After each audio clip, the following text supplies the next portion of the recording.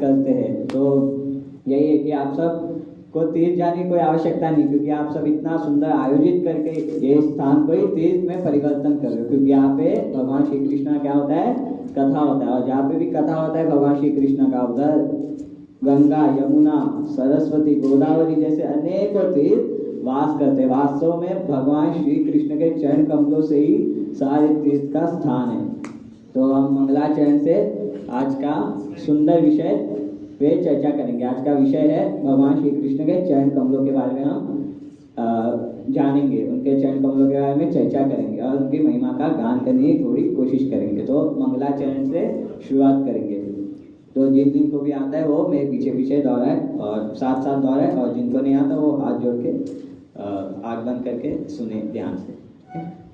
ओम अज्ञानतिमिरान्धस्य ज्ञानाञ्जनशलाकया चक्षुरुन्मीलितं तस्मै श्रीगुरुवे नमः। वन्देऽहं श्रीगुरो श्रीयुतपदकमलं श्रीगुरुं वैष्णवांश्च श्रीरूपं साग्रजातं सहगणा रघुनाथान्वितं तं सजीवं साद्वैतं सावधूतं परिजनसहितं कृष्णचैतन्यदेवं श्रीराधाकृष्णपादान् सहगणा ललिता श्रीविशाखान्वितं च। हे कृष्ण करुणा सिंधु दीनबंधु जगत्पते गोपेश गोपिकान्ता श्री राधा कांता नमोस्तुते। तप्त कांचन गौरांगी राधे वृंदावनेश्वरी विश्वानुसुते देवी प्रणमामि हरिप्रिये। वाञ्छाकल्पतरुभ्यश्च कृपा सिन्धुभ्येव च पतितानां पावनेभ्यो वैष्णवेभ्यो नमो नमः। नमो विष्णुपदाय कृष्णपृष्ठाय भूतले श्रीमते भक्तिवेदांत स्वामिनिति नामिने। नमस्ते सारस्वती देवे गौरवाणी प्रचारिणे निर्विशेष शून्यवादी पाश्चात्यदेशतारिणे। जय श्री कृष्ण चैतन्य प्रभु नित्यानंद श्री अद्वैत गदाधर शिवाचार्य गौर भक्तवृंद।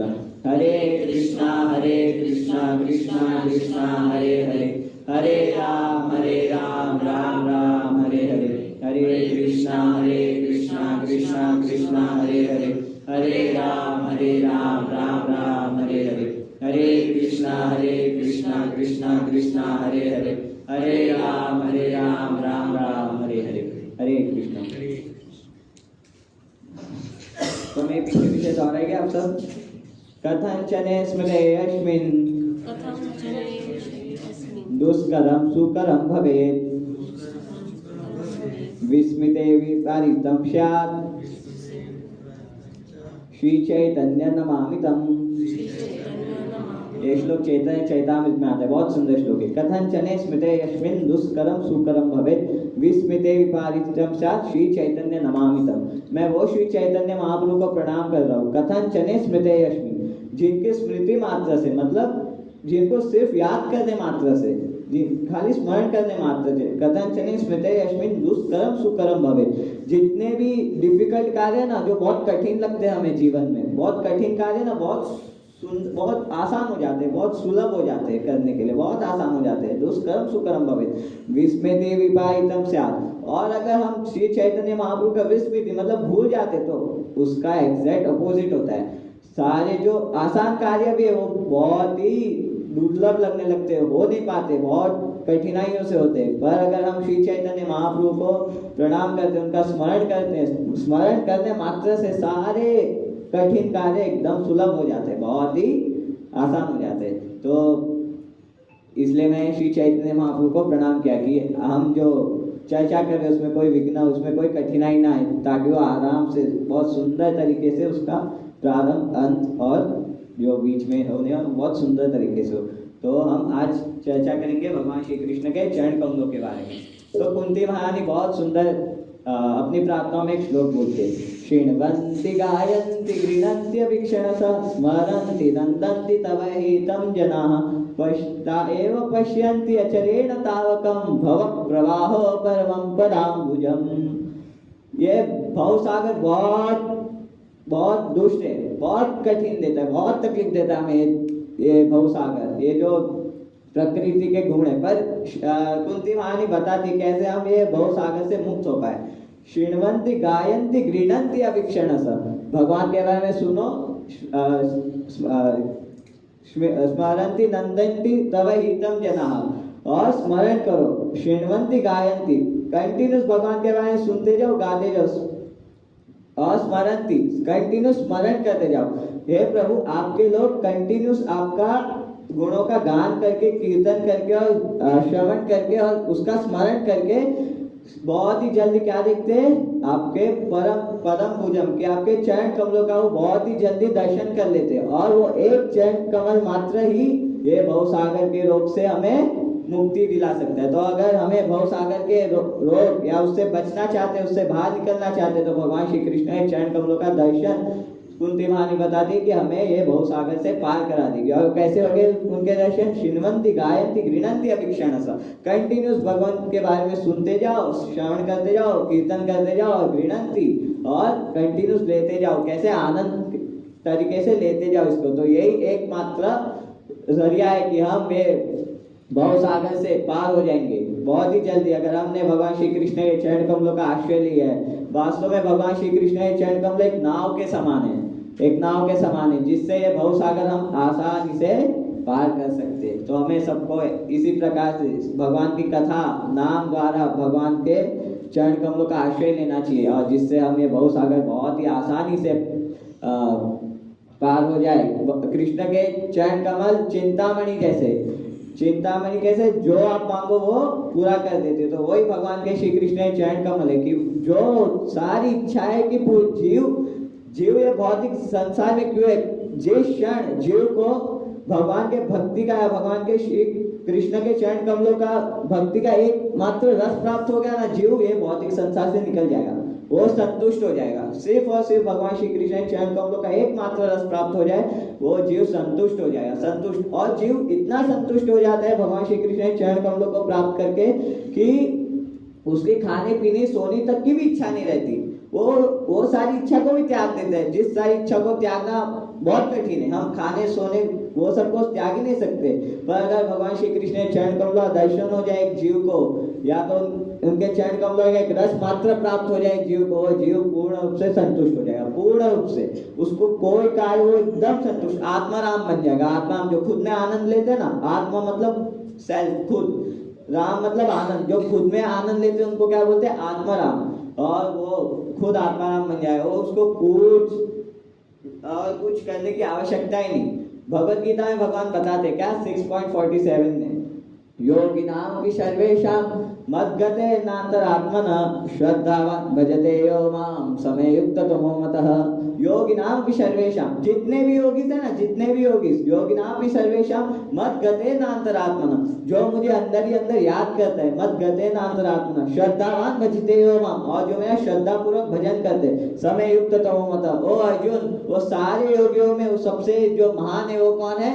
जो योगिनां हि सर्वेषां, जो मुझे सारे योगियों में सबसे महान कौन है? जो मुझे अंदर ही अंदर याद करता है, श्रद्धा पूर्वक भजन करता है, समयुक्ततमो मतः। वो अर्जुन, वो सारे योगियों में बेस्ट है, मैं उसको कंसीडर कर रहा हूँ। तो यही है। तो हमें अगर भगवान श्री कृष्ण का थोड़ा लेश मात्र भी चरण कमलों का रस प्राप्त हो जाए, तो हम सारी चीजों से मुक्त हो जाएंगे, सारी चीजों। और ये चिंतामणि है, ये सबसे बोलते ना फायदाकारी एक जीव के लिए, क्योंकि जीव को क्या प्रदान करता है भगवान श्री कृष्ण के चरण कमल? कृष्ण के प्रति प्रेम।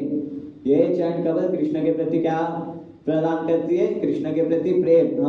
हम जैसे जीवात्मा को कृष्ण के प्रति प्रेम चाहिए, तो हमें उनके चरण कमलों का आश्रय से हम उनको प्रति प्रेम प्राप्त हो जाता है। ये चरण कमल इतने स्पेशल है, इतने स्पेशल है कि जो लक्ष्मी है ना, लक्ष्मी कभी ये चरण कमल को छोड़ती नहीं। आप हमेशा कोई भी तस्वीर या विग्रह में भगवान विष्णु और लक्ष्मी के देख सकते हो। लक्ष्मी कहाँ वास करती है? भगवान के चरण कमल। ये चरण कमल इतने स्पेशल है, ये चरण कमल इतने स्पेशल है कि जो वृंदावन वाले हमेशा टेंशन में रहते हैं, हमेशा कि ये चरण कमलों का कुछ हो ना जाए, ये चरण कमलों को कुछ हो ना जाए। और वृंदावन में जो गोपी है वो तो इतने स्पेशल है, इतने स्पेशल है कि वो हम प्रार्थना करती है, प्रभु आपके जो चरण कमल है अपने हमारे स्तनों पे रख दो। क्यों?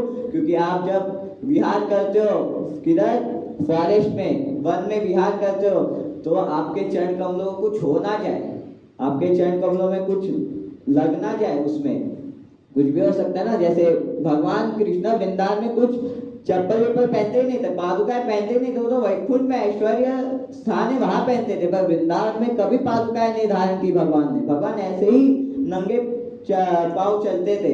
तो इसके गोपियां बहुत चिंतित है कि भगवान श्री कृष्ण आपके चरण कमलों को कुछ हो ना जाए, इसलिए आपके चरण कमल हमारे स्तनों पे रखो। क्यों? क्योंकि कुछ हमारे स्तनों पे रखोगे तो सेफ रहेंगे।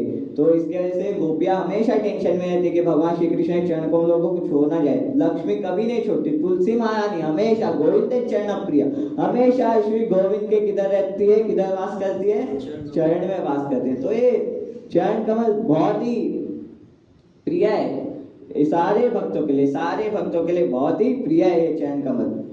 जैसे हम वैकुंठ में भी देख सकते कि वो जो कछुआ था और लक्ष्मी मैया वैकुंठ में श्री विष्णु का महाविष्णु का सेवा कर रही थी। तो महाविष्णु का सेवा कर रही थी तो कछुआ आ रहा था महाविष्णु के चरण कमलों पे जाने के लिए, उनके चरण कमलों का दर्शन करने के लिए। तो वो आ रहा था कछुआ, तो लक्ष्मी भगा देती है, तू हट, मैं सेवा करूंगी, मैं चरण कमल, तू हट। तो ऐसा करके वो भगा रही थी लक्ष्मी वो कछुए को। तो कछुआ को बहुत गुस्सा है, ये ऐसा कैसे कर रही है मुझे चरण कमलों में जाने नहीं दे रही, वास लेने नहीं दे रही। तो फिर वही महाविष्णु जब राम के रूप में आए, तभी महालक्ष्मी सीता मैया के रूप में आए।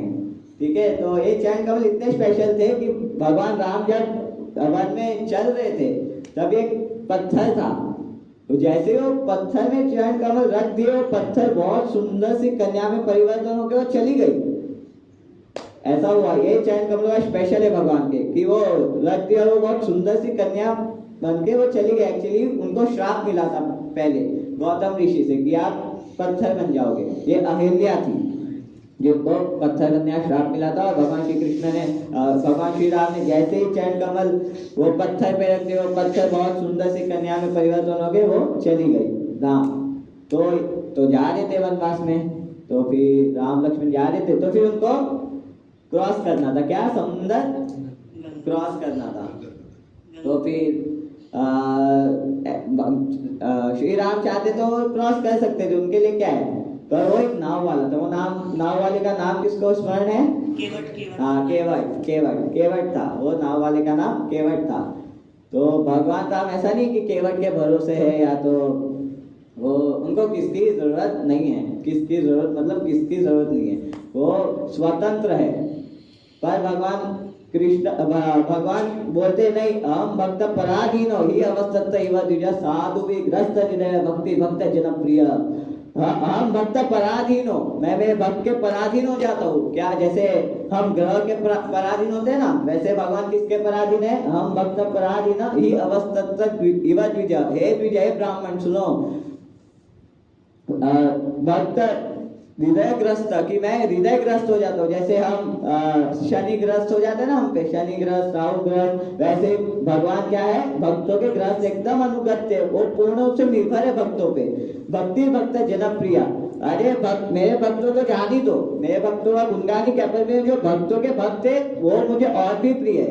तो भगवान बताते, तो भगवान को आवश्यकता नहीं है, पर वो अपने प्रेमी भक्तों के साथ आदान प्रदान करने के लिए ये सब लीलाएं करते। तो केवट था, तो भगवान ने समुद्र को धमकी दे दिया था, क्योंकि समुद्र रास्ता नहीं दे रहा था एक बार। तो समुद्र को धमकी दे दिया था भगवान राम ने, अगर तुम मुझे रास्ता नहीं दोगे तो एक ही बाण में सुखा दूंगा तुम्हें पूरे। तो ये है भगवान राम, उनके लिए कुछ असंभव नहीं है, पर भगवान अपने भक्तों के अधीन हो जाते। जो अच्छे से भगवान का भजन भक्ति करते हैं। भक्ति का एक लक्षण है, भक्ति का एक गुण है, क्या? कृष्ण आकर्षणी, वो कृष्ण को भी आकर्षित कर देती है, पूर्ण रूप से आकर्षित करती है। भक्ति का एक गुण है, स्वभाव है, जो कृष्ण पूर्ण रूप से आकर्षित कर सकती है, प्रेमा भक्ति। तो फिर केवट था, तो केवट ने तो राम जी बोले कि मुझे आपकी नाव में आना है, मुझे समुद्र क्रॉस करना है। तो फिर केवट बोला नहीं, आपके चरण कमल ने तो पत्थर को एक स्त्री के रूप में परिवर्तन करके मुक्ति दे दी। तो पहले से मेरी एक कन्या है, अभी ये भी कन्या बन जाएगी, तो दो कन्या की शादी कैसे कराऊंगा मैं? इतना दहेज देना पड़ता है ना, तो कैसे दूंगा मैं? तो ये तो नहीं। तो राम बोले तो शर्त क्या है? हाँ, क्या करो तो मुझे आप आने दोगे? तो फिर केवट बोला एक काम करता हूँ, आपके चरण कमलों की धूल पहले धो देता हूँ, अच्छे चरण कमल से धूल निकाल देता हूँ और फिर आप आइए, कोई चिंता नहीं। तो फिर केवट बड़ी चतुराई से क्या किया, भगवान राम और लक्ष्मण के चरण कमलों को धोया और सबको प्रसाद बांट दिया, लो लो लो आप सब लो लो। फिर भगवान राम बोले अभी आ सकता हूँ। तो केवट बोला नहीं नहीं नहीं, और एक राउंड बाकी है, और थोड़ा रह गया साइड साइड में, मैंने देखा है, तो और थोड़ा निकाल लेता हूँ। तो उन्होंने और थोड़ा निकाला, चरण कमलों को धोया, उनका चरणामृत पान किया और फिर से बांट दिया। तो फिर राम बोले अभी ठीक है। केवट बोले लास्ट टाइम, इसके बाद नहीं, इसके बाद आप आ जाओ। तो फिर ऐसे करके केवट ने और एक बार चरण कमलों को धोया और प्रसाद सारे भक्तों में बांट दिया। तो ये चरण कमल सारे भक्तों का अत्यंत प्रिय है, सारे भक्तों, चाहे वो कोई भी हो, जो भी भजन भक्ति कर रहे हैं उनको ये चरण कमल बहुत ही प्रिय है। ये चरण कमलों की मात्रा से ही हम भगवान श्री कृष्ण को समझ पाते हैं। उनकी ये चरण कमलों की कृपा से ही हमें भगवान श्री कृष्ण जो है वो प्रकट होता है हमारे हृदय में। हम भगवान श्री कृष्ण को अपने बलबूते पे नहीं प्राप्त कर सकते, क्योंकि भगवान क्या है, वो आध्यात्मिक है, वो पूर्ण रूप से स्पिरिचुअल आध्यात्मिक है, और हम क्या है, भौतिक इंद्रिया है हमारी। तो ये भौतिक इंद्रिया कभी भी भगवान श्री कृष्ण को वो पकड़ नहीं सकती, कभी भगवान श्री कृष्ण को खींच नहीं सकती। प्रभुपाद जी बहुत सुंदर उदाहरण देते हैं, वो बताते हैं जैसे एक मछली है, मछली कैसे पानी में रह सकती है पर वो जमीन में नहीं रह सकती, वैसे ही हम पानी में नहीं रह सकते ना 5-10 मिनट से ज्यादा।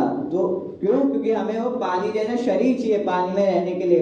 तो वैसे ही कि हमें भगवान श्री कृष्ण की प्राप्ति या उनके साथ रहना, तो उनके जैसा शरीर, आध्यात्मिक शरीर चाहिए। भौतिक इंद्रियों से हम भगवान श्री कृष्ण पे कभी भी पकड़ नहीं सकते, उनको कैप्चर नहीं कर सकते। तो यह है कि ये भौतिक इंद्रिया है, तो उससे भगवान श्री कृष्ण को समझना नामुमकिन है, असंभव है। आचार्य बताते हैं जो भक्ति है वो अंतरंग का शक्ति है और ये बहिरंग का शक्ति है, माया शक्ति है।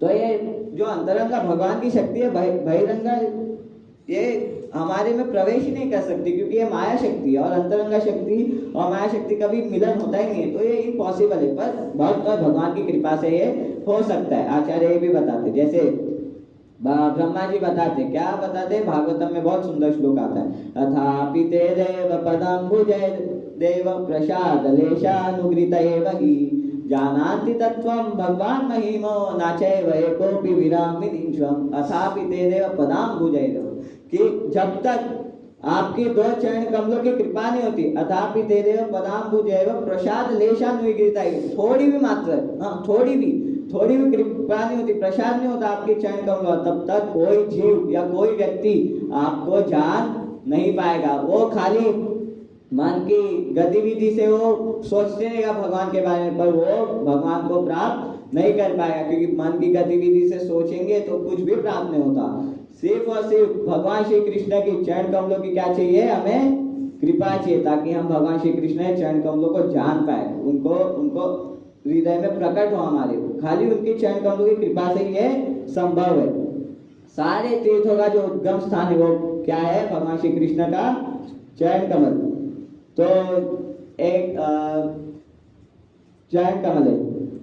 तो प्रयाग में कितने तीर्थ वास करते, कितनी नदियां वास करते, 3, गंगा यमुना और, तो ये गंगा यमुना सरस्वती भगवान श्री कृष्ण के चरणों पे भी वास करती है। कैसे?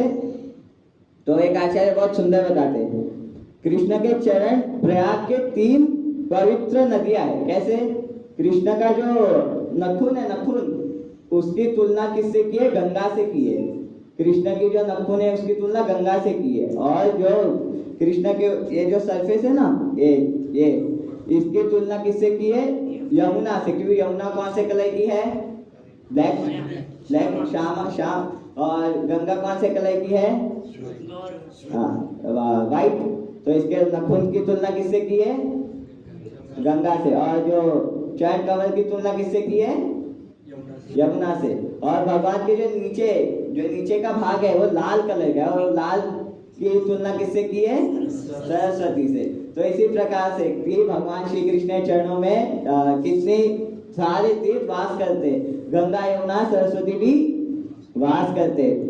तो एक बार ना बहुत सुंदर लीला है चैतन्य महाप्रभु, ये गौर लीला है कि एक बार श्री चैतन्य महाप्रभु ने वो ले लिया, संन्यास ले लिया। अभी उनको वृंदावन जाना है, तो एकदम प्रेम उन्माद में वो भागने लगे वृंदावन की ओर। और वो क्या गाते थे किसको पता है?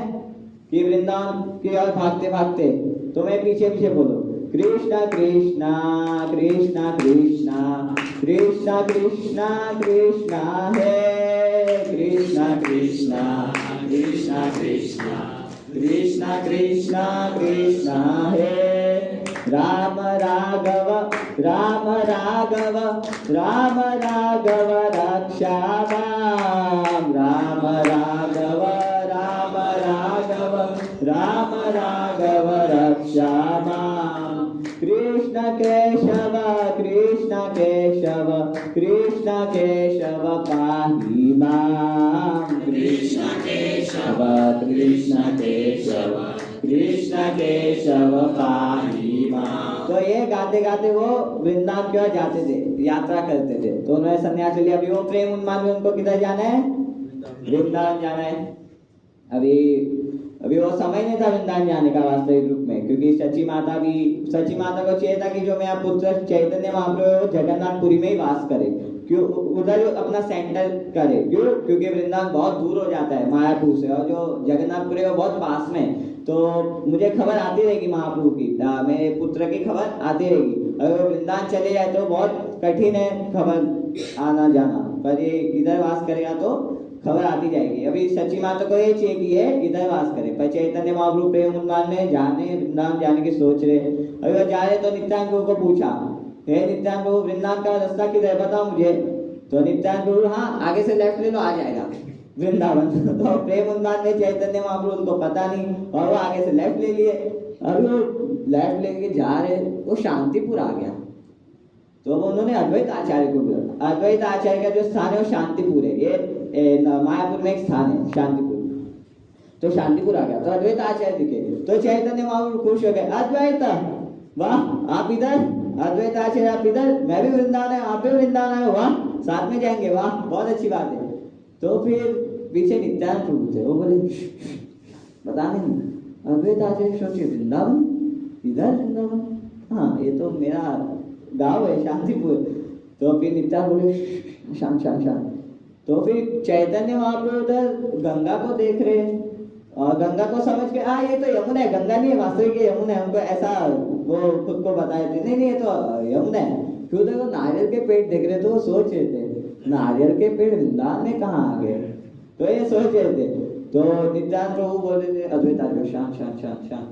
तो फिर अद्वैत आचार्य बोले, अरे मैं जानता हूँ नित्यानंद प्रभु को, ये वास्तविक शांतिपुर है, मेरा गांव है, वृंदावन है, शांतिपुर है, ये नित्यानंद प्रभु तुम्हें उल्लू बनाया है। तो फिर चैतन्य महाप्रभु देखते, अरे ऐसा क्यों किया, मेरे साथ मुझे वृंदावन जाना था और तुम शांतिपुर कैसे मुझे पहुंचा दिए। तो नित्यानंद प्रभु बोलते, जहाँ पे वो भगवान श्री आपके जहाँ पे चरण कमल पड़ जाए वो स्थान ही वृंदावन है, अलग से वृंदावन जाने की आवश्यकता नहीं। आपके चरण कमलों में सारे तीर्थों का वास है, सारे तीर्थों का वास भगवान श्री कृष्ण के चरण कमलों में। तो आप सबने देखा होगा भगवान श्री कृष्ण के चरण कमलों में कुछ चिन्ह रहते हैं, पता है चिन्ह? तो आप सबको चिन्ह के बारे में कुछ भी पता है? कुछ भी, जिसको पता है वो हाथ ऊपर करके कुछ बोल सकते हैं। हाँ शंख चक्र धनुष कमल सब। हाँ बराबर। और किसको कुछ भी? तो हाँ नहीं रथ नहीं है। तो एक चिन्ह के बारे में हम जानने की कोशिश करें तो भगवान श्री कृष्ण ने दो चरण कमल है, राइट और लेफ्ट। जो राइट चरण कमल है, जो राइट पैर है भगवान के, उसमें कितने चिन्ह वास करते हैं? 8। और जो लेफ्ट है उसमें कितने वास करते हैं? 7। हाँ 7 बराबर, 7 वास करते हैं। टोटल 15 या 16 आचार्य अलग अलग, कोई आचार्य 16 बताते हैं तो कोई आचार्य 17 बताता है। तो ठीक है, तो हम देखेंगे। तो पहला जो चिन्ह है वो क्या है? ध्वज है। क्या है? ध्वज। ध्वज मतलब झंडा, ध्वज। फिर दूसरा चिन्ह है, हम राइट पैर की बात कर रहे हैं, राइट। तो पहला क्या है? ध्वज। दूसरा क्या है? कमल। और तीसरा क्या है? व्रज। व्रज जो इंद्र का जो व्रज है ना, वो व्रज। फिर चौथा क्या है? अंकुश। अंकुश मतलब जिससे हाथी को कंट्रोल किया जाता है ना, वो ऐसा जो हाथी जो बैठता है वो ऐसा कंट्रोल, उसको बोलते हैं अंकुश। तो जो चौथा चिन्ह है वो कौन सा है? अंकुश। और जो बाजरे का जो दाना है ना, उसका भी एक चिन्ह है भगवान श्री कृष्ण के चरण कमलों पे। वो कौन सा चिन्ह है? पांचवा चिन्ह वो है। ठीक है। छठा चिन्ह स्वस्तिक। हाँ स्वस्तिक, स्वस्तिक के बारे में पता होगा, स्वस्तिक वो चक्र। हाँ।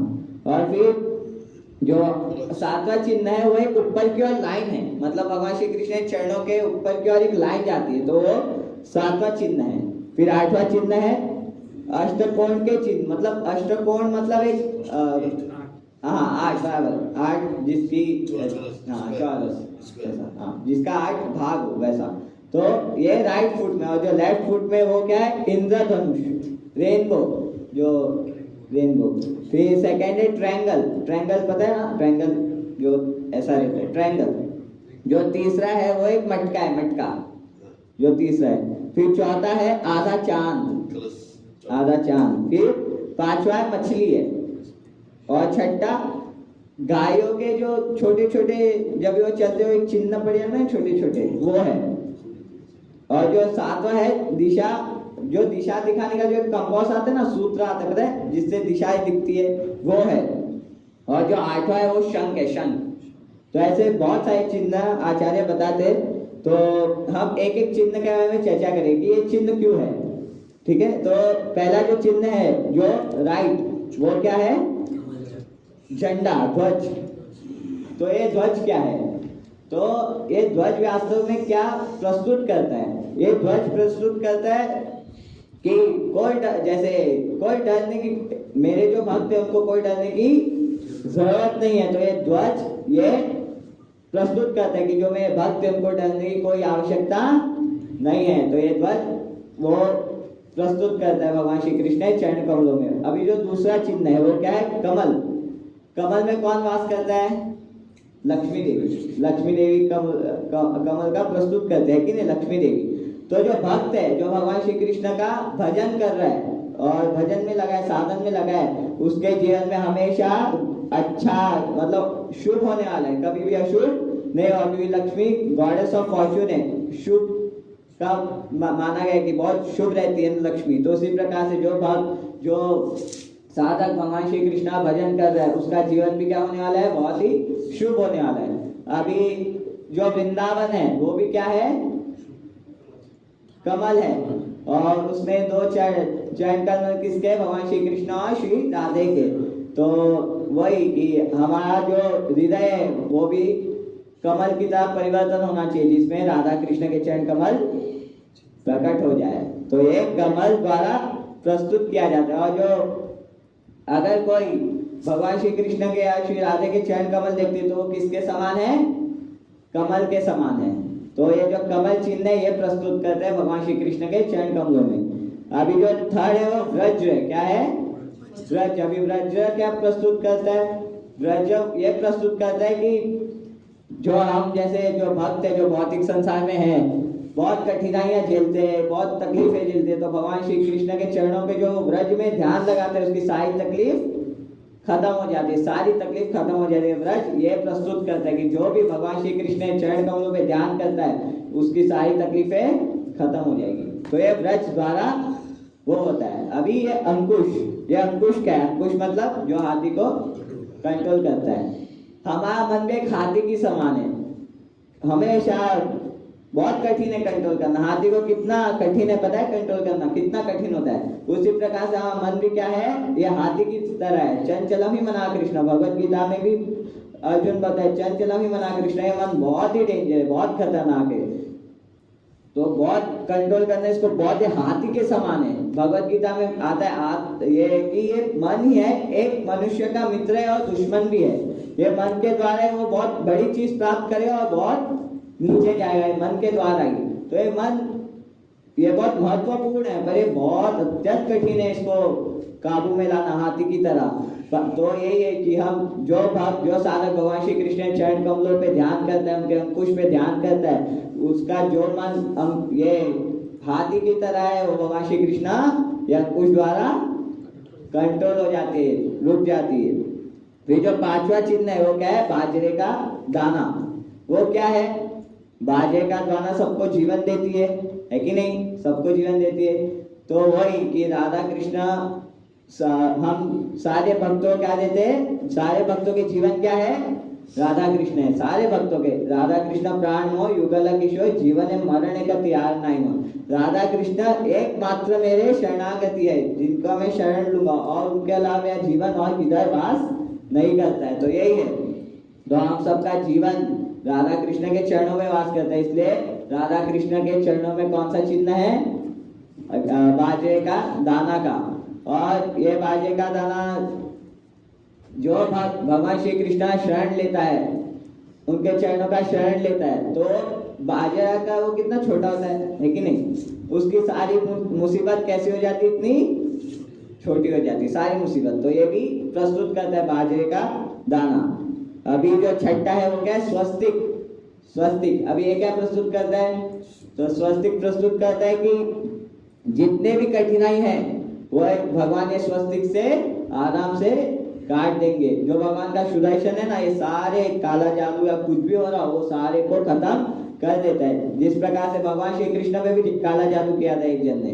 भगवान श्री कृष्ण द्वारका पे राज कर रहे थे, तो एक राजा था काशी का, उसने भगवान श्री कृष्ण पे एक राक्षस बनाया काला जादू से और छोड़ दिया भगवान श्री कृष्ण पे।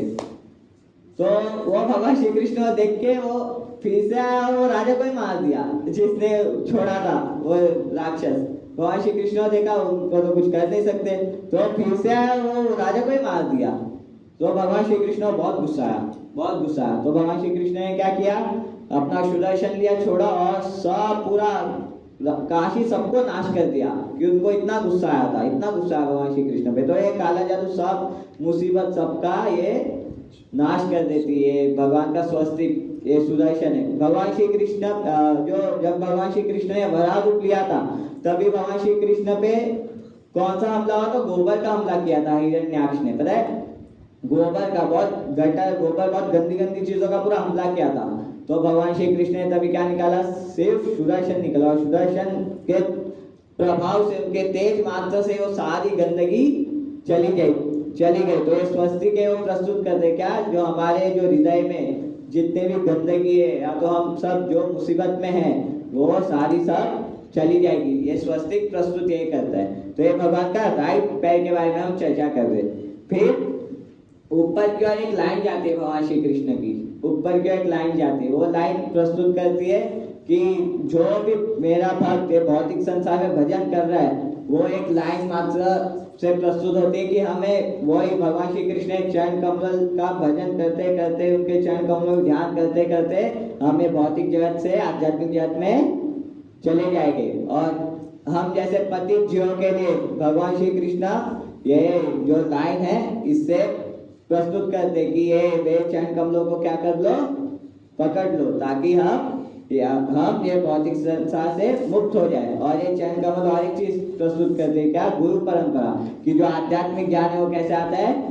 गुरु परंपरा द्वारा आता है। जो भागवतम जो फल है, फल निगमा कल्पोत्तरो दलितम फलम, एक फल है जो सारे वेदों का बोलते हैं ना, वो है सारे वेदों का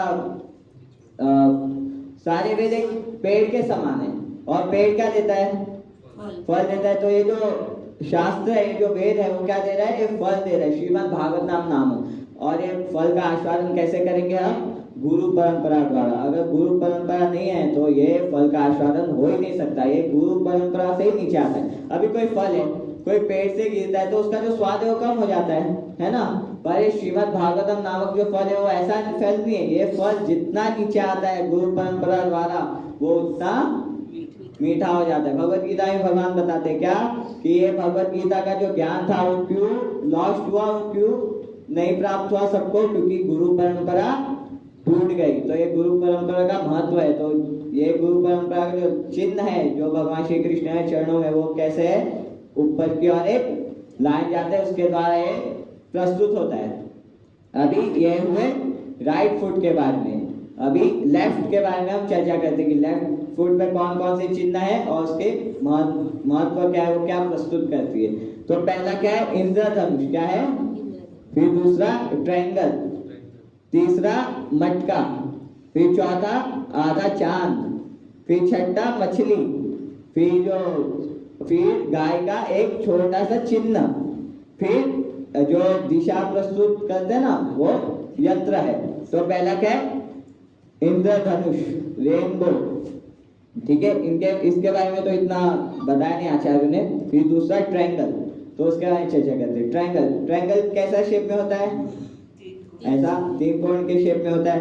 तो ये 3 कोण प्रस्तुत करते हैं हम 3 भौतिक ताप, रजस तम, सतो रजस तमस, आदि भौतिक, आदि आध्यात्मिक और आदि दैविक। ये 3 प्रस्तुत करता है ये ट्रायंगल द्वारा। तो हम जल रहे 3 तापों में, ये 3 तापों में जल रहे। पूर्णमपि जरणम पूर्णमपि मरणम, कि अब फिर से जन्म ले, फिर से मर रहे। पूर्णे जनि जठरे शयनम, फिर से कोई स्त्री के कोप में जा रहे। तो ये बहुत ही दुष्ट है, ये संसार में बहुत ताप दे रहे हैं, बहुत तकलीफ दे रहे हैं। तो ये तकलीफ से कैसे बचे? जो भगवान श्री कृष्ण के चरणों पे जो ये 3 कोण का जो चिन्ह है उस पे जो भी ध्यान करता है, स्मरण करता है, तो ये 3 जो ताप है उससे वो बच जाते हैं। भौतिक प्रकृति से वो बच जाते हैं, आराम से बच जाते हैं, पार हो जाते हैं खाली ये 3 कोण पे ध्यान करने से। और एक चीज ये प्रस्तुत करता है क्या? भगवान शिव की कितनी आंखें? 3 आंखें हैं। तो भगवान शिव ने 3 आंखों द्वारा भगवान श्री कृष्ण चरणों में कंटिन्यूस देख रहे, ध्यान हटता ही नहीं है भगवान शिव का। यो ब्रह्मा रुद्र सुख नारद भीष्म मुख्य, भीष्म देव, रुद्र, ब्रह्मा, नारद, ये सारे महाजन जो भी है भगवान श्री कृष्ण चरण कमलों के पीछे पागल मत है, उनके चरण धूलि के लिए हमेशा तरसते। तो ये है भगवान श्री कृष्ण की चरण कमलों की महिमा। तो ये 3 कोण से प्रस्तुत होता है। फिर जो तीसरा चिन्ह है वो क्या है? मटका। तो ये मोहिनी देवी मटका में क्या लेके जा रही थी? अमृत। तो उसी प्रकार से भगवान श्री कृष्ण चरणों में भी क्या है? अमृत है। और ये अमृत सारे भक्तों के लिए है कि सारे भक्त जो मेरा भजन कर रहा है वो ये अमृत का आस्वादन करे, और ये जो भौतिक जड़ रस जो हमारे हृदय में वो क्या खत्म हो जाए। तो ये मटका द्वारा ये प्रस्तुत होता है। और ये जो अमृत है, जो भगवान श्री कृष्ण चरणों का जो अमृत है, वो अमृत का रस कभी खत्म नहीं होने वाला। जैसे मटके में जो भी कुछ रहेगा पात्र वो खत्म हो जाता है, भगवान श्री कृष्ण के चरणों में जो अमृत है जो मटके द्वारा प्रस्तुत होता है वो कभी खत्म नहीं होने वाला। तो जितना चाहे उतना जो भक्त है उसका आस्वादन कर सकता है।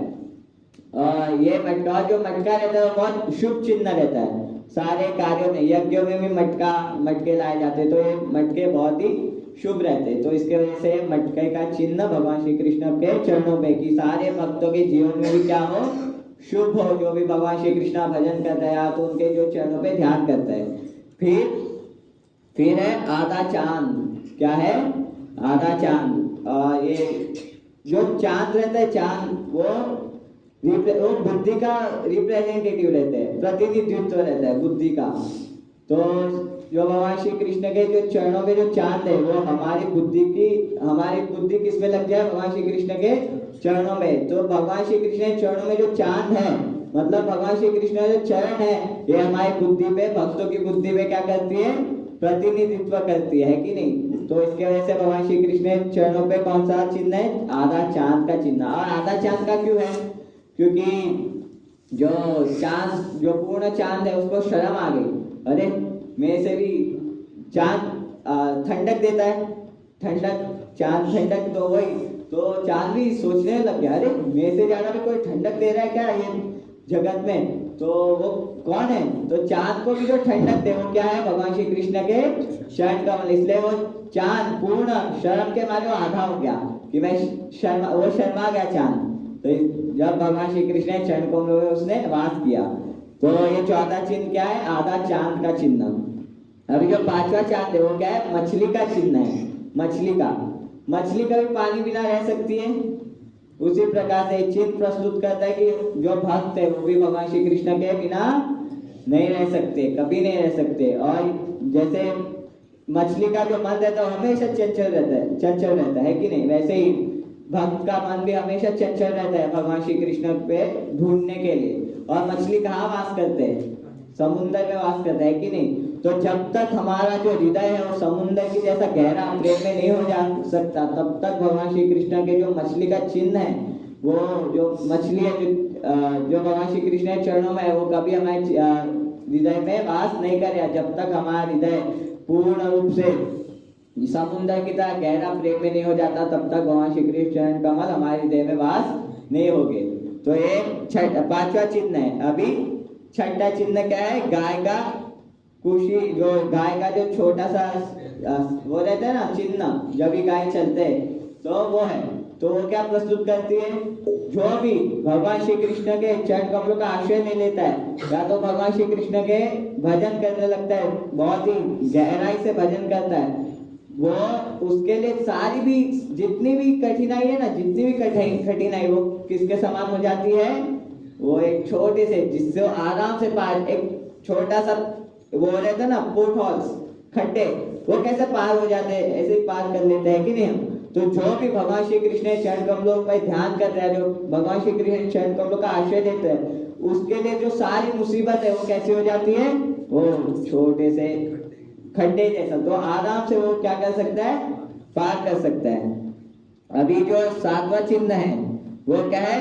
दिशा का यंत्र, जो दिशा दिखाते हैं उसका यंत्र है। वो क्या प्रस्तुत करता है? वो प्रस्तुत करता है कि हम जो भटके हुए भौतिक संसार में और ये भौतिक समस्या में पूर्ण रूप से जो भटके हुए, तो वो चिन्ह प्रस्तुत करता है कि हमें सही मार्ग, जो भगवान श्री कृष्ण का भजन करता है, उनके साधन में लगता है, उसको हमेशा सही मार्ग दिखेगा, क्योंकि वो चिन्ह क्या प्रस्तुत करता है? डायरेक्शन। तो ही हमारे जीवन में भी यही है कि हम भटके हुए, तो हम जैसे जैसे भगवान श्री कृष्ण का भजन करने लगते हैं, उनका साधन करने लगते हैं, उनके प्रति सेवा भाव प्रस्तुत करते हैं, तो हमें भी सही दिशा दिखने लगती है। और फिर जो आखिरी का चिन्ह है वो क्या है? शंख। अभी ये शंख क्या प्रस्तुत करता है? शंख प्रस्तुत करता है विजय प्रस्तुत करता है। जो भी अच्छे कार्य हैं उसमें क्या होता है? शंख बजते हैं कि नहीं। तो हम जैसे भक्तों के जीवन में हमेशा ऑस्पिशियस होने वाला है, हमेशा, कभी भी कुछ भी ऑस्पिशियस नहीं होगा, कुछ भी बोलते हैं ना अशुभ कभी नहीं होना। एक भक्त के जीवन में जो भगवान श्री कृष्ण थोड़ा भी नाम लेता है, थोड़ा भी, ऐसा नहीं कि बहुत ज्यादा या तो इतना अच्छा भक्त होना चाहिए, नहीं, अपने जीवन में थोड़ा भी कोई नाम ले लेता है तो बहुत बड़े भय से मुक्त हो जाता है। भगवत गीता में बताते हैं, नेहा विक्रमनाशोस्ति प्रत्यवायो न विद्यते स्वल्पमप्यस्य धर्मस्य त्रायते महतो भयात्। नेहा विक्रमनाशोस्ति, जो किया गया, नेहा विक्रमनाशोस्ति प्रत्यवायो न विद्यते, थोड़ा भी अगर किया गया है, स्वल्पमप्यस्य धर्मस्य, कौन सा कार्य? धर्म का कार्य, भक्ति का कार्य, थोड़ा भी अगर कोई भक्ति का कार्य थोड़ा भी कर लेता है, मौत हो गया, बहुत बड़े भय से क्या हो जाता है? वो मुक्त हो जाता है। और ये भय क्या है? जन्म मृत्यु जरा व्याधि, ये सबसे बड़ा भय। जन्म लेते समय कितना पीड़ा होता है? 60,000 बिच्छू काटते हैं ना, उतना पीड़ा होता है, और मरते समय भी उतना पीड़ा होता है। सेम जन्म लेते हमारी वो स्थिति क्या रहती है? हम उल्टे टंगे रहते हैं, है कि नहीं? कितने 9 महीने तक उल्टे टंगे रहते हैं, और हमें सभी कीड़े इतने सब तकलीफ देते। तो ये जन्म बहुत ही दुखदायी होता है। और मरण में तो 60,000 बिच्छू काटते, उतना दर्द होता है, क्योंकि ये जीवात्मा की जो शरीर से आसक्ति वो जाती नहीं है, और वो आसक्ति के साथ ही वायु को, प्राणवायु को छोड़ता है, तो ये बहुत ही तकलीफ होती है।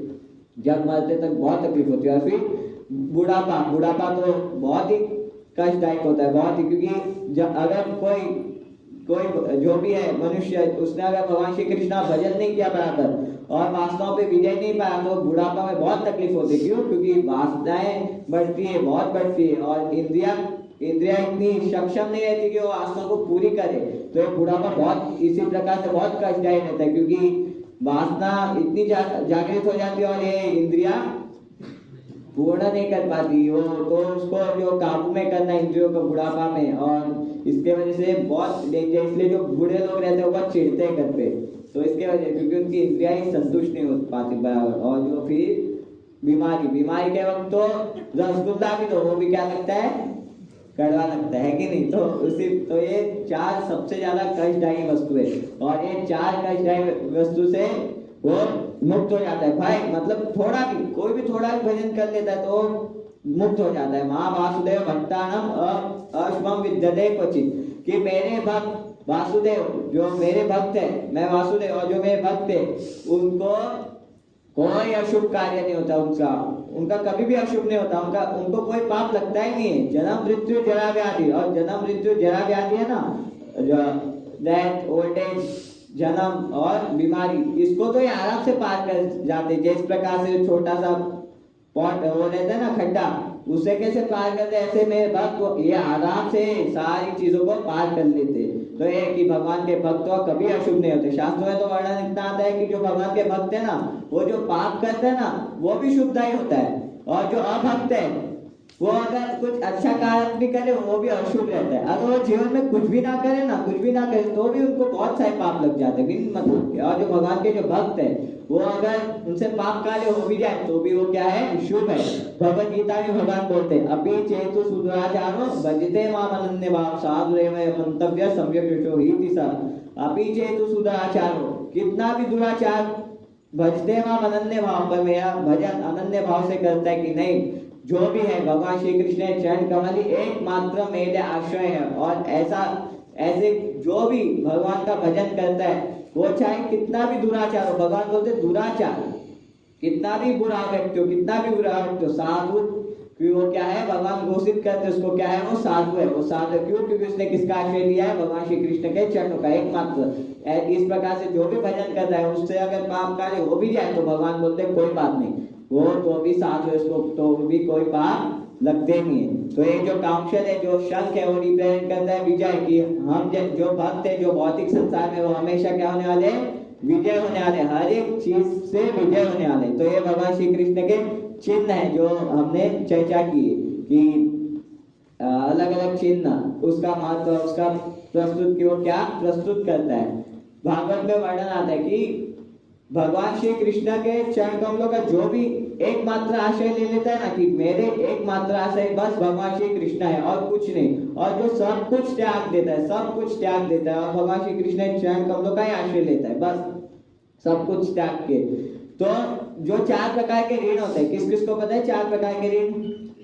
पितृ ऋण, देवता ऋण, ऋषि ऋण, और जो जीव जंतु से हम जो ऋण लेते हैं, कभी मदद लेते हैं एक दूसरे की। तो ये 4 प्रकार के हमारे पे ऋण आते हैं। और जब तक ये ऋण बोलते ना खत्म नहीं हो जाते, तब तक युधिष्ठिर महाराज बताते कि कोई भी जीव सुखी नहीं होने वाला, कोई भी जीव सुखी नहीं होने वाला। एक बार पूछा था कि युधिष्ठिर महाराज को, धर्मराज थे, तो उनको पूछा क्या था कि ये जीव ये भौतिक संसार में रह के कैसे सुख प्राप्त कर सकता है। तो पहली बात तो युधिष्ठिर महाराज बोले कि भौतिक संसार में वो सुख प्राप्त कर ही नहीं सकते। जैसे आप सब भी देख लो, आप सब अगर कोई काम पे जा रहे होगे, कोई काम पे होगे, तो आप सबको अपने घर की याद आती होगी, आपको अपने घर पे जाके क्या मिलेगी, शांति मिलेगी। तो युधिष्ठिर महाराज बताते हैं कि पहली बात तो एक जीव जब तक अपने घर वैकुंठ या गोलोक धाम, वृंदावन धाम नहीं प्राप्त कर लेता, तब तक उसको शांति नहीं मिलेगी। जिस प्रकार से हम अगर बाहर होते कुछ भी हो तो भाई हमें क्या जाना है, घर पे जाके ही आराम शांति मिलती है। उसी प्रकार से एक जीव को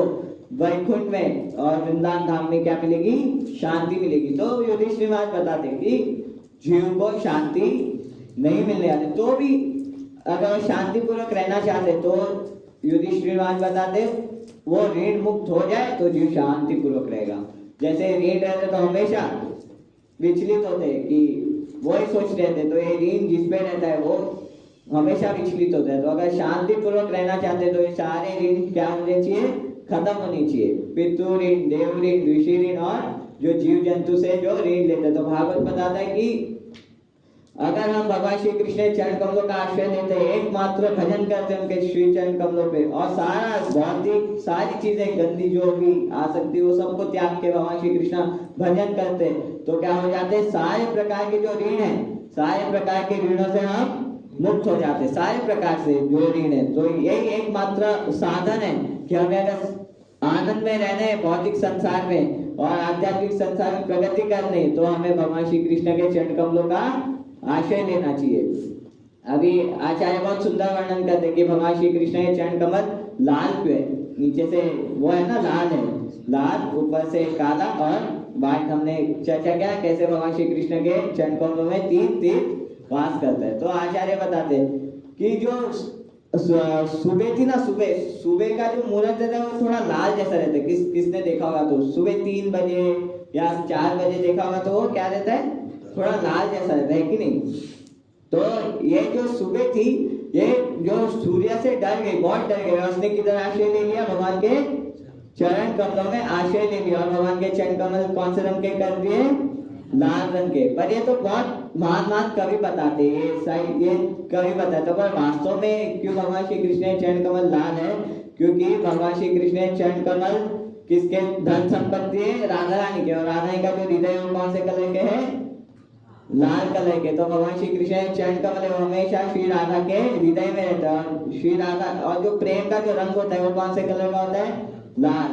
तो श्री राधा का जो हृदय है वो कौन से कलर के, लाल कलर का है। तो वही भगवान श्री कृष्ण के चरण कमल हमेशा श्री राधा के हृदय में वास करते हैं। तो इसके वजह से भगवान श्री कृष्ण के चरण कमल कौन से रंग के हैं, लाल रंग के हैं। तो ये है, तो ये भगवान के श्री चरण कमलों की महिमा है। भगवान के श्री चरण कमलों की एक बहुत सुंदर ये है वृंदावन की कथा है भगवान श्री कृष्ण के चरण कमलों की महिमा के, कि एक बार है ना, एक मुस्लिम था, एक मुस्लिम व्यक्ति था जो मथुरा में वास करता था। तो ये वास्तविक कथा है और यह भी की है। तो वो वास करता था मथुरा में और वो दुकान में गया और कुछ सामान खरीदने गया। उधर ना भगवान श्री कृष्ण के बहुत सुंदर ये था, पिक्चर था, फोटो थी, बहुत सुंदर फोटो थी। और उसमें भगवान श्री कृष्ण खड़े थे और उसमें भगवान श्री कृष्ण ने पादुकाएं नहीं पहनी थी, क्योंकि वृंदावन में वो पादुका नहीं पहनते, तो उन्होंने पादुकाएं नहीं पहनी थी। तो फिर वो गया और उन्होंने देखा तो उनको बहुत आकर्षित हो गया वो तस्वीर से, कि वाह क्या तस्वीर है। तो रोज जाता था कुछ खरीदता और तस्वीर को देखता था रोज, और उसको बहुत अच्छी लगती थी वो तस्वीर। तो फिर उसने ना एक दिन पादुकाएं खरीदी और वो शॉपकीपर को दी, वो दुकानदार को दी। अभी वो मुस्लिम था, उसको क्या पता है भगवान है, श्री कृष्ण है। तो उसने दिया और बोला कि आप है ना पहना दो। ये उसके पैरों में उसने कुछ पहना नहीं और ये घूम रहे हैं जंगल में, तो उसको कुछ लग बिक जाएगा तो कुछ हो जाएगा, तो ये लो पादुकाएं उसको पहना दो। तो फिर ये दुकानदार बोला अरे आप भी पहना दो। तो फिर वो बोला मैं कैसे पहनाऊं, मैं तो जानता ही नहीं, मुझे तो पता ही नहीं है क्या है किधर है। तो फिर वो जो दुकानदार था वो बोला ये वृंदावन में कोई भी मंदिर में जाओ ये मिल जाएगी, क्योंकि भगवान श्री कृष्ण वृंदावन में सारे मंदिर में थे। तो उन्होंने बोला कोई भी मंदिर में जाओ मिल जाएगी आपको ये भगवान श्री कृष्ण। तो फिर वो गया, तो वो मथुरा से वृंदावन चल के गया और वो पूरा दिन गया और उसने खुद ने पादुकाएं नहीं पहनी थी, उसने खुद ने चप्पल नहीं पहनी थी, और वो खुद वो पत्थरों के जो थे वो खा रहा था।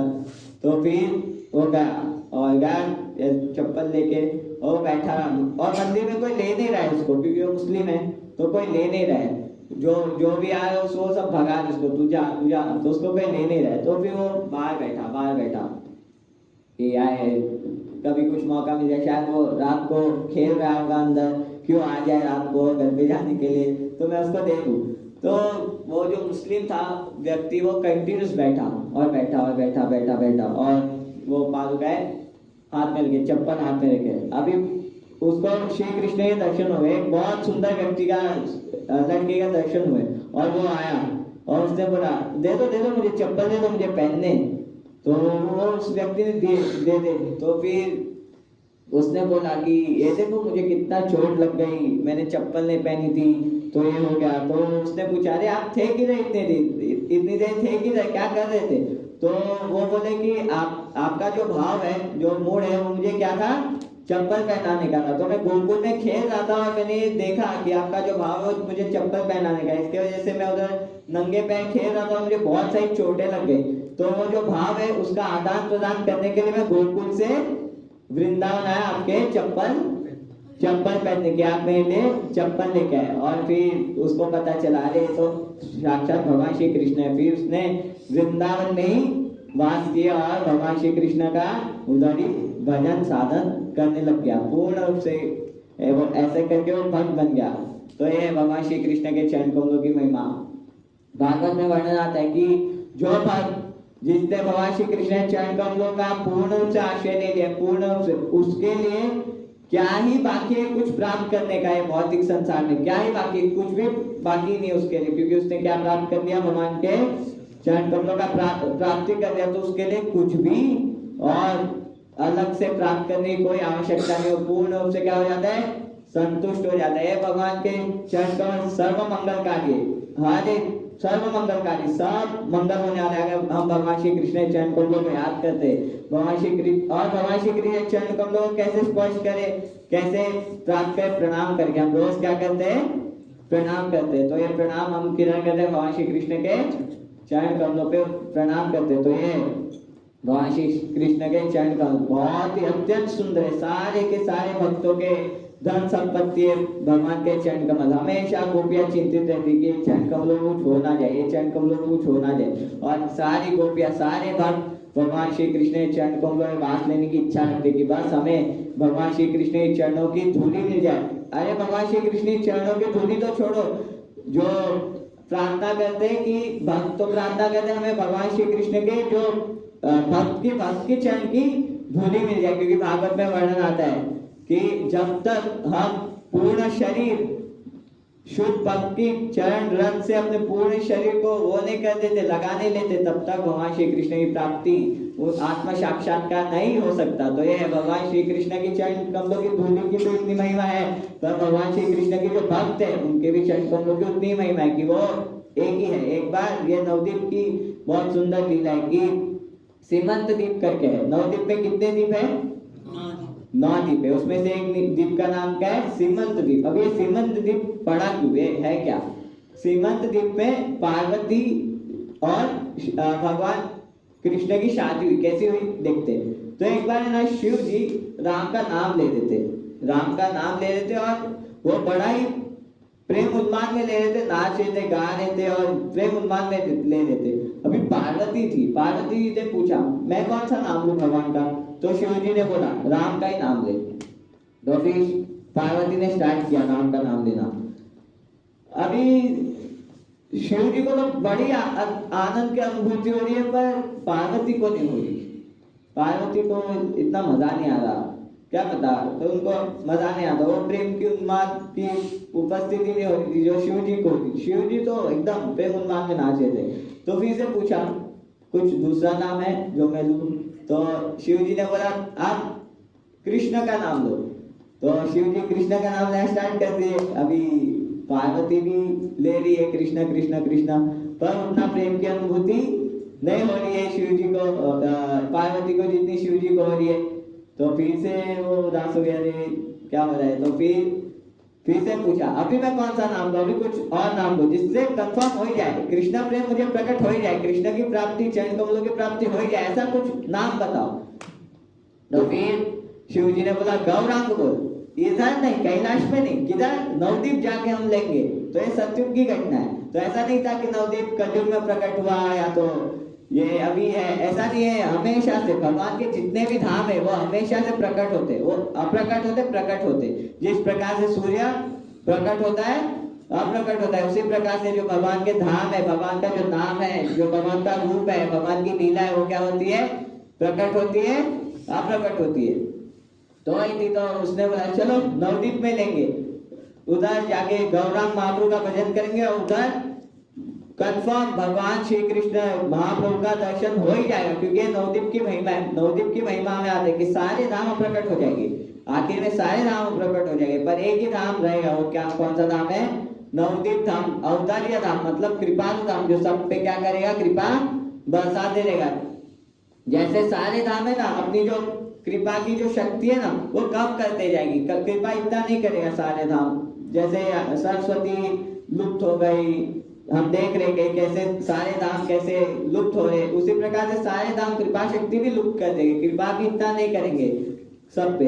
पर एक धाम जो पूर्ण रूप से जितना कलयुग बढ़ेगा ना, जितना कलयुग बढ़ेगा उतना कृपा करेगा, वो कौन सा धाम है, नवद्वीप धाम। जो जितना कलयुग घोर कलयुग होगा उतना वो ज्यादा कृपा करेगा। सारे धाम का ऐसा नहीं है, सारे धाम जितना कलयुग घोर होगा उतना कृपा कम करेगा, पर ये नवद्वीप धाम ऐसा है जितना वो गौर कलयुग बढ़ेगा उतना ये कृपा ज्यादा बरसाते रहेगा। और वर्णन भी आता है कि एक ही धाम रहेगा आखिर में कलयुग में, और ये धाम बढ़ते जाएगा, जैसे जैसे घोर कलयुग ये धाम भी बढ़ते जाएगा। और सारे जीव का प्रवेश करने मात्र से वो धाम में सारे उसके अपराध सब खत्म हो जाते हैं।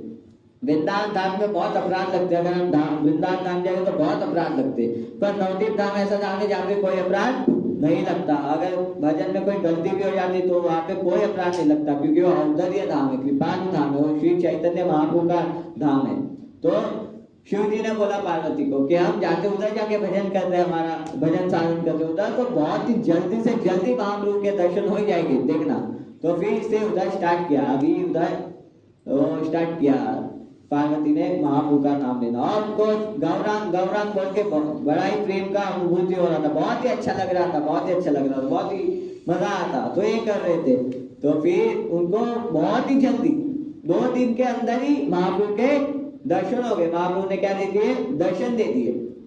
अभी महाप्रभु के दर्शन हो गए और पार्वती दर्शन महाप्रभु के ले ली। तो पार्वती को एक कंप्लेन था, पार्वती ने कंप्लेन किया, अरे मुझे कंप्लेन है आप सबसे। तो महाप्रभु ने बोला, अरे क्या कंप्लेन है, क्या क्या कंप्लेन है बताओ। तो महाप्रभु अभी पार्वती कौन है? माया शक्ति है। माया शक्ति का कार्य क्या है? हम सबको भगवान श्री कृष्ण से दूर रखे, और जो भक्त भी है वो क्या है? माया शक्ति में कभी प्रवेश नहीं करते। तो यही पार्वती को कंप्लेन था कि मैं कितना कष्ट दे रही हूँ, सारे जो आपके भक्त है, आपके भक्त भी माया में है, जैसे हम भक्त है पर हम अभी भी माया में। तो इनके आपके जो भक्त है, जो भजन भी करते हैं, उसको भी मैं इतना परेशान करती हूँ, तो मुझे बहुत वो कष्ट होता है। और यहाँ कृष्ण तान नहीं माया अधिकार, कि जहाँ आप होते हैं वहां पे मैं होती नहीं हूँ, क्योंकि कृष्ण किसके समान है? सूर्य समान। माया है अंधकार, यहाँ कृष्ण तान नहीं माया अधिकार, कि जहाँ पे कृष्ण है वहां पे माया नहीं हो सकती, क्योंकि माया क्या है? अंधकार है, और कृष्ण क्या है? सूर्य समान है। तो जहाँ पे आप होते हो प्रभु, वहां पे तो मेरा स्थान ही नहीं होता, क्योंकि मैं अंधकार हूँ और आप पूर्ण सूर्य जैसे हो, तो मेरा स्थान ही नहीं होता। तो मैं आपसे हमेशा दूर रहती हूँ, और आपके जो शुद्ध भक्त है वो भी मेरे से भागते हैं। तो ना ही मैं आपके शुद्ध भक्तों की सेवा कर पाती हूँ, ना ही मैं आपकी सेवा कर पाती हूँ, और जो भक्त है उनको मैं क्या देती हूँ? कष्ट देती हूँ। और जो जीवात्मा है उनको मैं कृष्ण से क्या करती हूँ?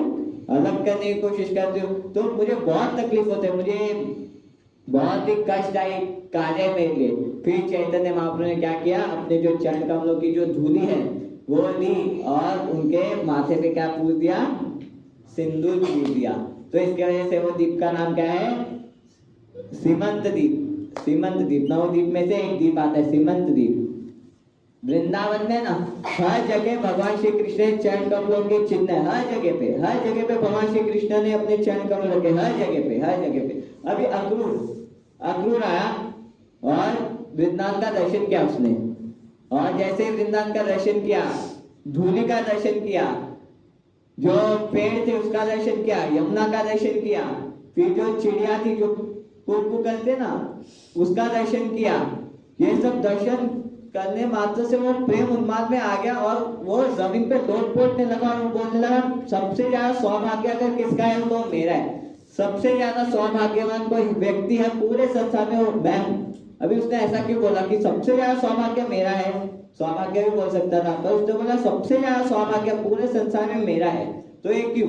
तो एक आचार्य हरीसूरी करके नासिक से, वो बहुत सुंदर बताते भगवान श्री कृष्ण वृंदावन में हर जगह अपने चरण कमल रखे, हर जगह पे भगवान श्री कृष्ण चरण धूली, हर जगह पे। अभी ये जो धूली है उसमें कौन जन्म लेता है? पेड़ के जो ब्रांचेस है, जो शाखा है, वो किधर जन्म लेती है? धूली में जन्म लेती है। तो भगवान श्री कृष्ण का जो प्रसाद है, जो धूली है, वो किसको मिला? पेड़ को मिला। तो जो उच्चिष्ट है भगवान श्री कृष्ण का, वो किसको मिला? ये पेड़ को मिला। अभी पेड़, और भगवान श्री कृष्ण पेड़ को हर एक उच्चिष्ट देते। क्या उच्चिष्ट देते? टच करने का। भगवान कृष्ण जब भी वृंदावन में किधर भी जाएंगे तो क्या करेंगे? पेड़ों को टच करेंगे। जब भी भगवान श्री कृष्ण और बलराम जब भी आएंगे, तभी जो पेड़ है वो क्या करते थे? झुकते थे, प्रणाम करते थे भगवान कृष्ण और बलराम को, और कृष्ण बलराम उनको प्रेम से ऐसा साइड करते थे। और जब भी वृंदा देवी, जब भी राधा कृष्ण वन में आने वाले रहते, वृंदा देवी जाती है और सारे वनों को जगा देते हैं और बोलते हैं अब सब पेड़ जाग जाओ। क्यों? क्योंकि अब हमारे प्राण धन राधा कृष्ण आ रहे, तो आप सबको सेवा करने, पूर्ण रूप से सेवा करने, तो आप सब सेवा के लिए कट्टर हो, सब जाग जाओ। तो सारे पेड़ बहुत ही खुश हो जाते हैं, खुशी के वश वो क्या देने लगते, फल देने लगते, फ्लावर्स देने लगते, अच्छे अच्छे पत्ते देने लगते, सुगंधित सुगंधित पत्ते देने लगते, अलग अलग प्रकार की ऐसी सेवा करते सारे जो पेड़। तो ये जो पेड़ है ये भी भगवान श्री कृष्ण को बहुत प्रेम करते हैं वृंदावन में। पेड़ क्या, एक चिड़िया भी बहुत प्रेम करते हैं। पता है एक बार एक चिड़िया थी वृंदावन में, तो जो रात को है ना चिड़िया और जो पेड़ ये सब बहुत विरह वो करते थे, क्योंकि दिन में तो उनको दर्शन हो जाता था भगवान श्री कृष्ण, तो पूरी रात तो उनको होगा नहीं, तो पूरी रात वो विरह महसूस करते थे। तो एक चिड़िया थी, तो ये वो दिन में तो भगवान श्री कृष्ण के देखते थे, दर्शन होता था, पर रात को तो नहीं होता था, तो वो विरह में रहती थी हमेशा। तो एक दिन विरह में थी भगवान श्री कृष्ण के, और पेड़ की डांडी को ऐसे झगड़े हुई थी, पकड़ी हुई थी। तो फिर वो कंटिन्यूस भगवान का नाम का कीर्तन करते थे, कृष्ण कृष्ण कृष्ण कृष्ण, वीरा में कृष्ण कृष्ण कृष्ण कृष्ण कंटिन्यूस गा रही थी कृष्ण कृष्ण, और उसको और उससे आंसू टपक रहे थे, वो रो रही थी रो रही थी रो रही थी। अभी वो पकड़ी हुई थी ना, तो उल्टी हो गई, फिर वो क्या हो गई, उल्टी हो गई, और वो उल्टी हो गई ना, तो भी वो कृष्ण कृष्ण कृष्ण, उसको अक्कल ही नहीं आया, उसको कुछ चेतना ही नहीं कि उसके वो क्या हो रहा है, किधर जा रही, तो उल्टी हो गया वो, तो भी कृष्ण कृष्ण कृष्ण नाम जप रही है। अभी वो कृष्ण कृष्ण नाम का कीर्तन करते करते वो चिड़िया गिर गई, और चिड़िया जैसे ही गिरी ना, वो अपने ही कुंड में गिरी, जो उसके ही आंसू से बना था, जो उसके आंसू से बना, तो अपने कुंड में वो गिर गया, वो बच गई। तो ये कृष्ण को वृंदावन में पेड़ पौधे चिड़िया सबके सब प्रेम करते, सबके सब। जब कृष्णा वृंदावन छोड़ के जा रहे थे, तो जो गोपियां जो थी वो बोल रही थी अक्रूर हो। अक्रूर का मतलब क्या है, जो अक्रूर है मतलब जिसमें क्रूरता वास नहीं करती, पर वास्तविक तुम सबसे ज्यादा क्रूर हो। तुम्हारा नाम अक्रूर रखा किसने, कौन से मूर्ख व्यक्ति ने रखा, क्योंकि तुम सबसे ज्यादा क्रूरता कर रहे हो। क्यों, क्योंकि ये जो कृष्णा बलराम है ये आत्मा है वृंदावन की, और ये वृंदावन एक शरीर के समान है, और जो कृष्णा बलराम है ये आत्मा है, और हम क्या है, रिलेटिव्स है। जिस प्रकार से जो यमदूत आता है, यमदूत आता है तो देखता नहीं हो कौन सा परिवार है, कौन सा व्यक्ति है, क्या प्राण है, वो डायरेक्ट लेके जाता है। जो रिश्तेदार रहते, जो रिलेटिव रहते हैं, वो बहुत रोते कि नहीं लेके जाए, पर जो यमदूत है वो एकदम क्रूर रहते, एकदम क्रूर रहते, और वो क्या करते हैं, लेके जाते, तो भी वो जीवात्मा। उसी प्रकार से अक्रूर तुम वो यमदूत की तरह, क्यों, क्योंकि कृष्णा बलराम हमारे प्राण है, हम सब ये वृंदावन शरीर है, और हम सब रिलेटिव है। हम सब नहीं चाहते कि कृष्णा बलराम मथुरा जाए, पर तुम क्रूरता वश यमदूत की तरह क्या कर रहे हो, हमारे प्राण को, ये वृंदावन के शरीर से ये प्राण को क्या कर रहे हो, खींच के लेके जा रहे हो। तो ये है वृंदावन वासियों का प्रेम, एक स्पेशल प्रेम है ये, जो स्पॉन्टेनियस, जो बस राग, जो बस प्रेम निकलता रहता है। वैकुंठ में जो प्रेम है वो ऐश्वर्यमय प्रेम होता है, उधर सबको ज्ञान होता है कि नहीं कृष्ण भगवान है, हमें थोड़ा दूर रहना है, हमें रोज प्रणाम करना है, हमें दूर से गुणगान करना है। पर वृंदावन में भी सबको पता है कि कृष्ण बलराम है, उनका जो प्रेम है वो इतना आ जाता है कि उनको फिर अक्कल नहीं रहती कि कृष्ण भगवान, उनको कोई लेना देना नहीं है। उनके लिए कृष्ण जैसे यशोदा मैया है, यशोदा मैया के लिए कृष्ण भगवान बाद में, पहले कृष्ण क्या है, मेरा लाला है, मेरा पुत्र है। तो ये ममता जो कृष्ण को बहुत अच्छी लगती है। सकल जगत मोरे करे विधि भक्ति ब्रज भाव पाते नहीं शक्ति। पूरा जगत भगवान को कोई ना कोई विधि से, मतलब कोई ना कोई चीजों से पूछता है कि हे भगवान मुझे ये दे दो। पूजा करते करते कुछ मांगता है, या तो अरे 12 बज गया, भगवान को भोग नहीं लगाया तो शायद पाप लग जाएगा। तो ये सब विधि मार्ग से पूरा संसार पूछता है। पर ये ब्रजवासी ऐसे नहीं, क्या ब्रजवासियों के हृदय में ऐसा आता है, अरे 12 बज गया, भगवान को भोग क्यों नहीं लगाया, हम लगाते, भगवान शायद भूखे हो गए। तो ये भगवान को ममता चाहिए कि कोई मेरा माने, कोई मुझे अपना माने। तो यही है, तो जो वृंदावन में सब प्रेम करते हैं, और ऐसा प्रेम वैकुंठ में है ही नहीं। उद्धव इतना बड़ा ज्ञानी, वो भी क्या प्रार्थना करता है, मुझे वृंदावन में क्या बनना है, ग्रास बनना है, तृण बनना है, ताकि जब गोपियां भागे भगवान श्री कृष्ण के प्रेम में, तभी उनके चरण कमलों से जो धूली, जो तृण मुझ पे से तृण पे गिरे, तो क्या हो जाए, मेरा उद्धार हो जाए। तो ये वृंदावन के ब्रज की प्रेम की महिमा, सब प्रेम करते। तो हमने अक्रूर जब आया तब वो प्रेम उन्माद में होगा, वो बोलने लगा कि मैं से जैसा सौभाग्य किसको प्राप्त नहीं हुआ। क्यों? क्योंकि उसने क्या देखा? धूली देखी वृंदावन की, और वृंदावन की धूली पे भगवान श्री कृष्ण ने चरण कमलों के हर एक चिन्ह, हर एक जगह वृंदावन में भगवान श्री कृष्ण ने अपने चरण कमल रखे थे। और ये जो मिट्टी है वो किसको पोषण देती है?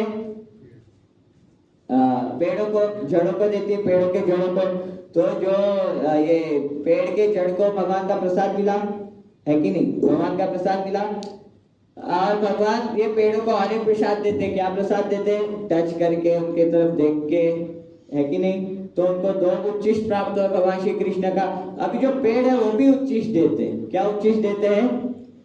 फल के रूप में, है कि नहीं? फल के रूप में अभी पेड़ भी उच्चिष्ट देते हैं। तो फिर अभी वो फल को कौन चखता है? चिड़िया चखती है कि नहीं? तो जो चिड़िया को क्या मिला? उच्चिष्ट का उच्चिष्ट मिला। भगवान श्री कृष्ण का उच्चिष्ट किसको मिला? पेड़ की जड़ों को मिला, और एक उच्चिष्ट मिला। और ये उच्चिष्ट के तौर पे उन्होंने अपना उच्चिष्ट दिया, क्या दिया? फल दिया। और ये उच्चिष्ट किसने चखा? चिड़िया ने चखा, है कि नहीं? तो चिड़िया को उच्चिष्ट का उच्चिष्ट मिला, है कि नहीं? अभी भगवान चिड़िया को और एक उच्चिष्ट देते, क्या देते? भगवान श्री चिड़िया को देखते, साइड लॉन्ग लेंस देते। जब भी वृंदावन में जाते भगवान श्री कृष्ण चलते तो चिड़िया को इस प्रकार से देखते, तो उनको और एक उच्चिष्ट मिला, है कि नहीं? तो अभी चिड़िया भी कुछ उच्चिष्ट देती है। क्या उच्चिष्ट देती है? गाने के रूप में। वो गाते बहुत अच्छा है कि नहीं? तो गाने के रूप में चिड़िया उच्चिष्ट देती है। तो अक्रूर ने वृंदावन की मिट्टी को भी देखा, जो पेड़ है उनको भी देखा, और पेड़ में जो फल है उनको भी देखा, और जो चिड़िया की गायक है उनको भी सुना। तो अक्रूर को क्या मिला? उच्चिष्ट मिला। इसलिए अक्रूर बोल रहा है कि मेरे से ज्यादा सौभाग्य किसको प्राप्त हुआ नहीं है वृंदावन में। और जैसे उद्धव ने प्रवेश किया तो वृंदावन में लोट पोटने लग गया, क्योंकि वृंदावन के हर एक स्थान पे, हर एक जगह पे भगवान श्री कृष्ण के चरण कमलों की धूली है। भगवान श्री कृष्ण की चरण कमल पड़े हैं हर एक धूली में। और जब भी भगवान श्री कृष्ण गौ माताओं के द्वारा घेरित रहते, मतलब उनके बीच में रहते, तो सारी गौ माता है भगवान श्री कृष्ण के चरणों के पास आती है, और उनके चरण कमलों से जो रस है, जो अमृत निकलता है, वो अमृत का पान करती है। तो ये आज का विषय था भगवान श्री कृष्ण के चरण कमलों पे। तो ये मेरा निवेदन था कि आपने बहुत अच्छी तरह से सुना, और धन्यवाद देना चाहूँगा कि आप सब आए और अपना जो समय, कीमती समय वो दिया, क्योंकि आजकल पैसे ज़्यादा समय कीमती है। सबके पास समय नहीं है, पैसा तो भिखारी के पास भी है, पर उसके पास भी जाके वो भी बोलेगा क्या नहीं है मेरे पास? समय नहीं है। तो आप सबने अपना कीमती समय दिया, तो ये धन्यवाद आप सबको।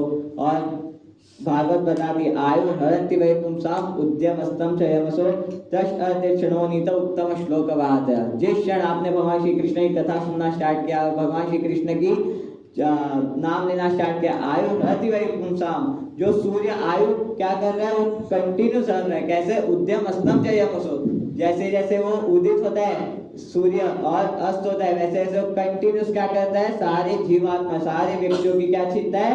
आयु छीन लेता है। पर वो क्षण आयु छीनना बंद कर देता है जो क्षण हमने भगवान श्री कृष्ण का कथा सुनना स्टार्ट किया, भगवान श्री कृष्ण नाम लेना स्टार्ट किया, उनकी सेवा करना स्टार्ट कर दी।